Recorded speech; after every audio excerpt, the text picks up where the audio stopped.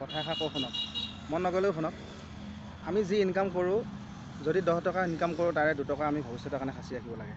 কিন্তু আজিকালি দেখা যায় মানুহে যিখিনি ইনকাম কৰে গোটেইখিনি তেওঁলোকে এনেকুৱা এটা ঠাইত খৰচ কৰে, তাৰ ফলত পিছৰ সময়খিনিত তেওঁলোকে ভুগিবলগীয়া হয়। যেনে ধৰক এজন মানুহৰ আছাম টাইপ ঘৰ এটা বনোৱাৰ সক্ষমতা আছে, তেওঁ যদি এটা বিল্ডিঙৰ ফাউণ্ডেশ্যন দি ঘৰ এটা বনাবলৈ আৰম্ভ কৰে, তেতিয়া পোষ্টকেইটা দি এখন ছাদ দিয়াৰ পিছত তেওঁ গোটেই টকা পইচাখিনি শেষ হৈ যায়।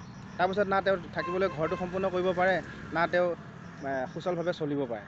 তেওঁৰ বাকী জীৱনৰ যিখিনি কাৰ্যক্ৰম আছে সেইখিনিত তেওঁ অসুবিধাৰ সৃষ্টি হয়। সেয়েহে আমি সদায় আঁঠুৱা চাইহে ঠেং মেলিব লাগে। আগৰ মানুহে সেই কথাষাৰ ঠিকেই কৈ গৈছে, আঁঠুৱা চাইহে ঠেং মেলিব লাগে। বহু ক্ষেত্ৰত দেখা যায় বহুতে টকা পইচা অকণমান কিবা যোগাৰ কৰি তেওঁলোকে কি কৰে, গাড়ী এখন লৈ লয়। পিছত তেওঁ কিস্তি দি থাকিব লগা হয়, বাকী জীৱনটো চলোৱাত অসুবিধা হয়। যেনে ল'ৰা ছোৱালী পঢ়ুৱা শুনোৱা বা পাকঘৰৰ খৰচ যিকোনো ক্ষেত্ৰতে তেওঁলোকক প্ৰতি পদতে আজিকালি ৰাতিপুৱাৰ পৰা শুই উঠাৰ পৰা ৰাতি শোৱালৈকে টকা পইচাৰে প্ৰয়োজন। সেইকাৰণে মই কওঁ, যিটো মই ব্যক্তিগত অভিজ্ঞতাৰ পৰা বুজিছোঁ, আমি যিমানখিনি ইনকাম কৰোঁ তাৰে কিছু অংশৰ খৰচ কৰি বাকী অংশ আমি ভৱিষ্যতৰ বাবে সাঁচি থ'ব লাগে, যাতে আমি তেওঁ উজুতি খাব লগা নহয়।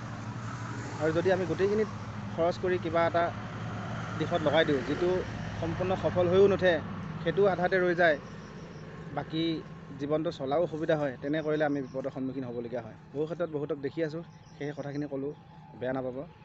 ধন্যবাদ।